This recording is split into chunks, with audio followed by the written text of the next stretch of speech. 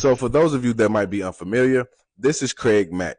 Craig Mack was one of the first artists, if not the first artist, to ever sign to Bad Boy Records. Craig Mack started out with a very, very good career. I mean, he had a song called Flavor in Your Ear that was banging from New York to St. Louis, which is where I'm from. That's why I know. But after Craig's first album, Craig just disappeared. Everybody wondered, where did Craig Mack go?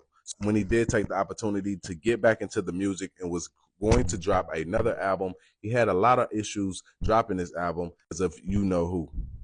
I got with somebody, you know what I'm saying? I'm not going to say their names. I'm just going to say somebody that wanted to do another album with me. So I said, cool. I gave him my price. The price was, to me, was low. Supposed to give me the money. And I go in the studio and I start banging out. So he came to me and was like, yo, I can only cut you a third of the money I'm supposed to give you. We're going to do this and that, a third. Let's do it. You give me the money as we go. You know what I'm saying? I'll take a third again. I'll take a third again when we finish the actual recording of the album. Nothing happened. No money. So I stopped recording. So I'm not going to be an idiot and sit here and do all this stuff for everybody, and I'm not going to see anything from it. You know? Next thing I know, money comes, with this bullish mafia mentality with him and his goons and all that stuff like that.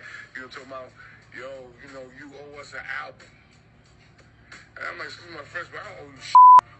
You owe me money. You know what I'm saying? So if you come up with the rest of the dough, if we can come up with the rest of the album. No dough, no records. That's it.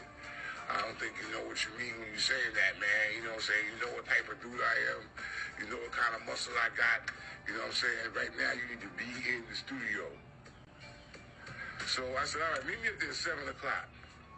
And I went and got one of my gunmen. My man, I'm not going to mention his name either. He came with me up there. Okay? And they saw him, and they fell back. Because they were going to do something to me. But they didn't. So we talked about it, came to definite, look, no cash, no record.